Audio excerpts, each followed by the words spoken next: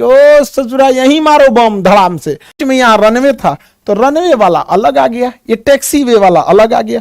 पेड़ पौधे का कौन वेव कितनी ऊंचाई से टकरा के आ रहा है। जैसे इधर साइड साइड में घास था, बीच देखिए इसकी लंबाई जो है वो 31 फीट है, इसकी लंबाई को 31 फीट रखा गया है, जबकि इसके डैनों की चौड़ाई को 67 फीट रखा गया है। यानी इसका डैना जो है विंग स्पैन ज्यादा है, जितना ज्यादा विंग स्पैन रहेगा वो हवा में उतना ज्यादा स्टेबल रहेगा, वो कोई भी चीज स्टेबिलिटी उसकी बढ़ जाती है। इसमें टर्बोप्रॉप टाइप के इंजन लगे गए हैं जिसके फैन बाहर होते हैं। टर्बोप्रॉप इंजन के फैन क्या होंगे, बाहर रहेंगे। इसमें 3 ब्लेड दिए गए हैं घूमने के लिए, जबकि तुर्की का जो TB2 ड्रोन था उसमें 2 ही विंग्स थे, 2 ही फैन है घूमने के लिए। इसमें 3 फैन है।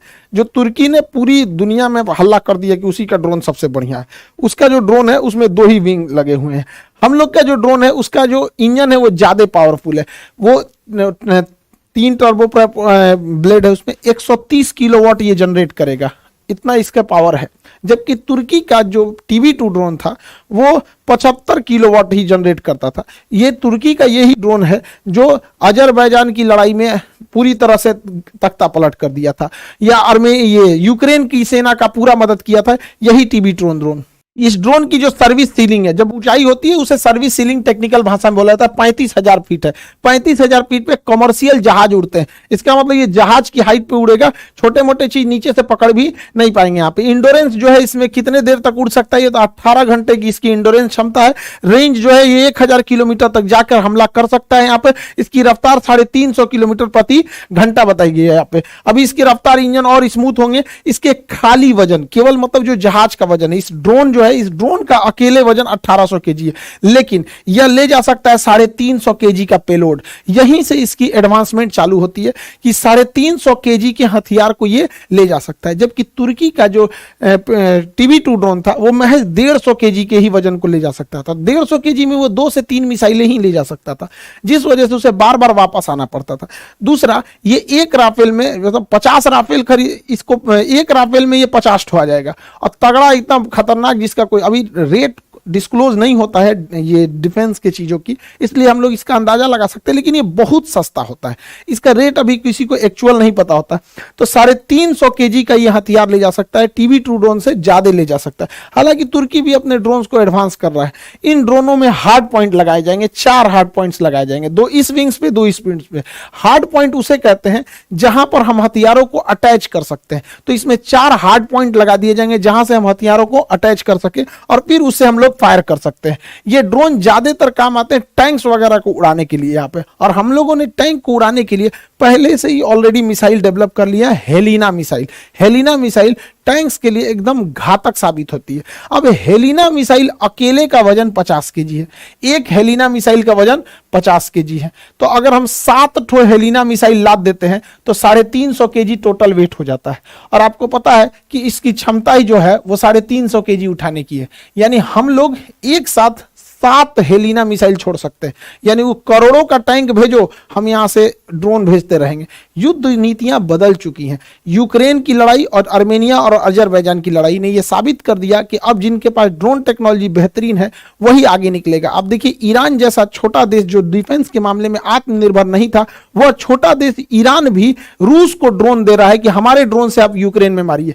तुर्की जो हथियार के निर्यात में उतना नहीं प्रसिद्ध था, लेकिन उसने भी यूक्रेन को दिया मारने के लिए, और ये ड्रोन तख्ता पलट कर दिए, पूरी तरह से माहौल बदल दिए। ये ड्रोन बहुत सस्ते होते हैं, मेन लड़ाई इसी चीज की, बहुत सस्ते होते हैं। यहाँ पर ड्रोन में कोई पायलट नहीं बैठता, इसलिए ह्यूमन कैजुअलिटी का कोई बात नहीं होता है। तो ये आर्मर ड्रोन अब हो जाएगा, ये TB2 ड्रोन, और 7 मिसाइलों को ले जा सकता है। और टैंक का हाल ये हो जाता है, देख सकते हैं यहाँ पर।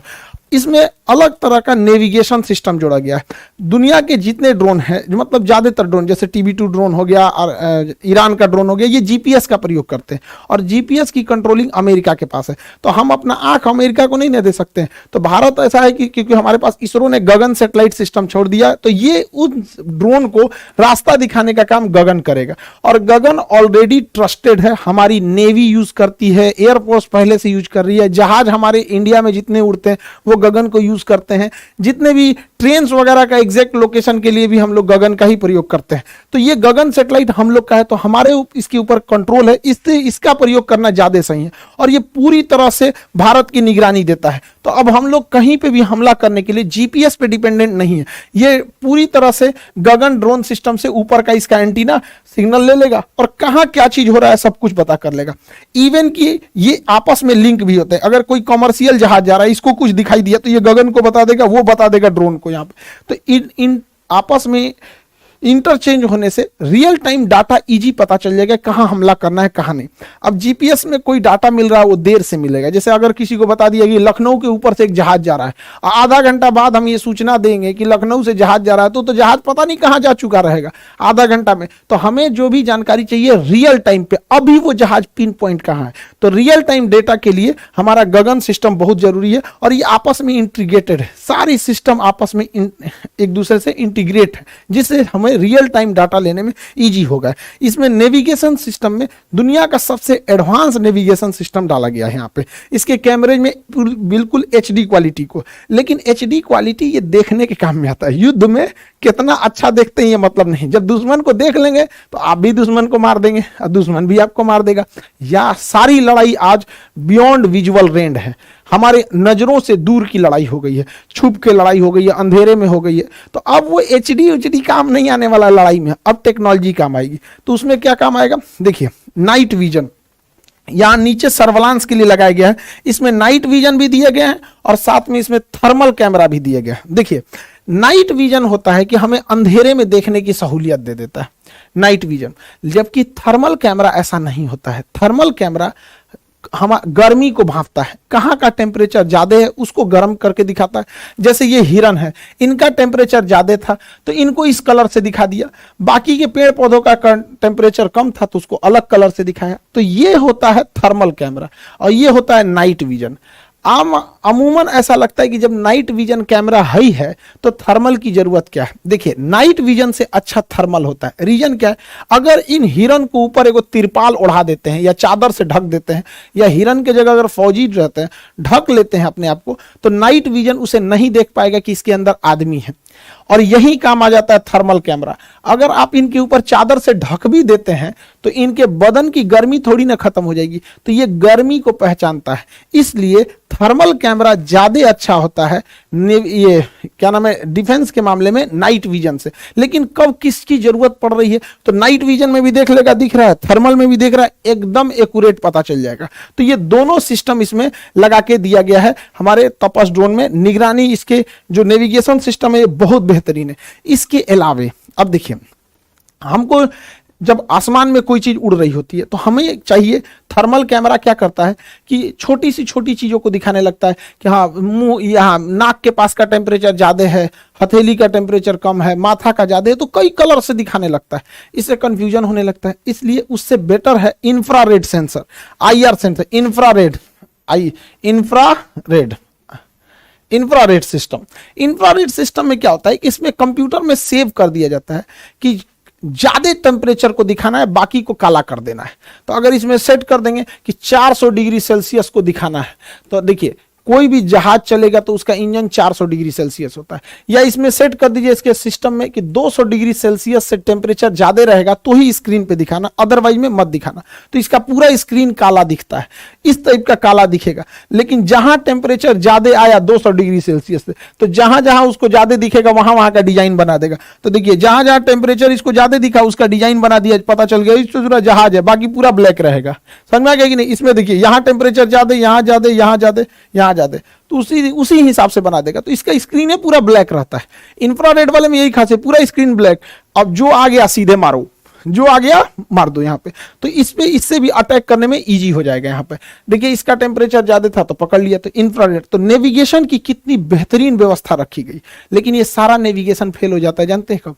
जब कोई जहाज ग्राउंड पर हो और उस ग्राउंड के जहाज का इंजन ऑफ हो, तो पकड़ना काफी मुश्किल होता है। तो अभी के समय में सबसे एडवांस टेक्नोलॉजी है वो है सिंथेटिक अपर्चर रडार।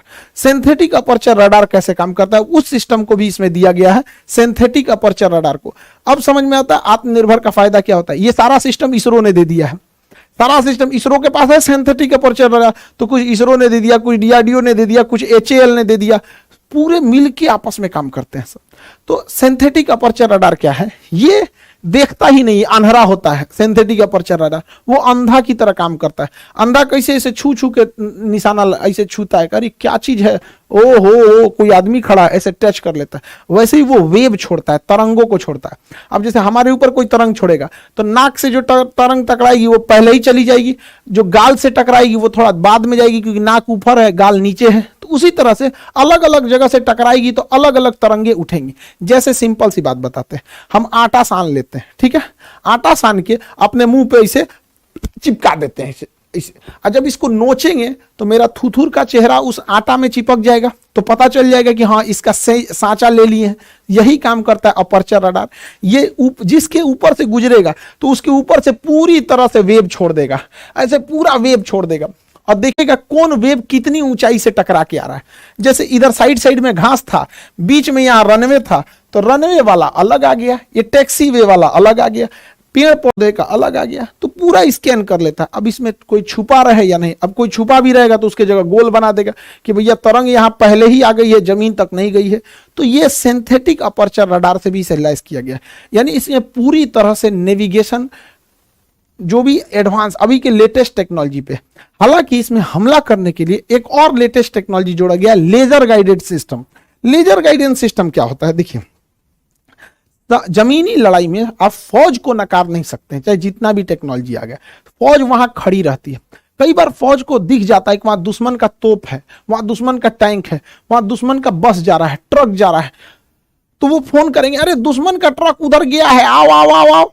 अरे तो जहाज आएगी, फिर खोजेगी किधर गया, अरे हमको नहीं दिख रहा है, तो कहेगा दाहिने मुड़ो बाएं मुड़ो।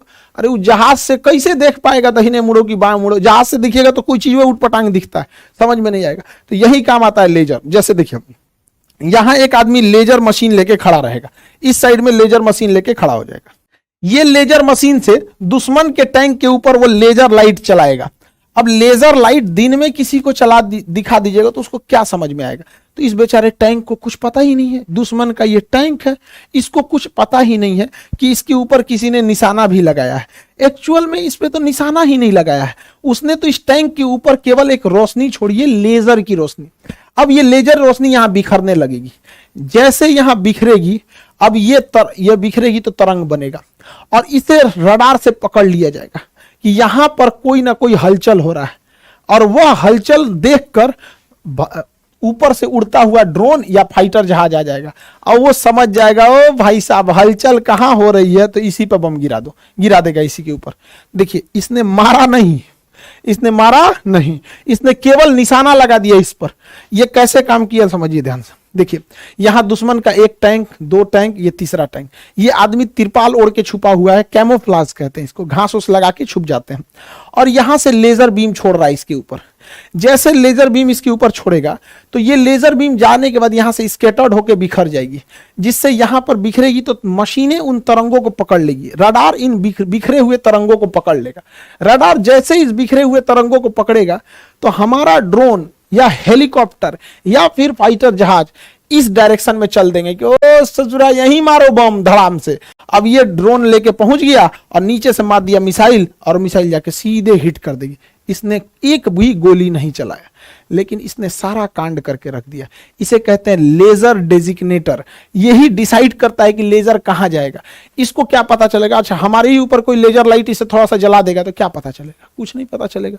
लेकिन वो बिखरेगा तो रडार छोटे से छोटे चीजों को पकड़ लेता है, जिस वजह से वहां पे आके हमला किया जा सकता है। तो ये अभी की सबसे खतरनाक टेक्नोलॉजी है। देखिए यहां पर इसने यहां से लेजर लाइट इसको दिखाया, ये बेचारा चुपचाप जा रहा है, कह रहा है चलो जी जाइए रहे हैं, हम भी चलते हैं, तुम भी चलो। ए सोच रहा तू नहीं, आ गया ऊपर से आगे आओ, क्योंकि इसकी लेजर जहां पे निशाना लगा रही होती है ये तुरंत जानकारी सैटेलाइट को दे देती है, सैटेलाइट जहाज को दे देती है, और जहाज आके इसको मार देता है।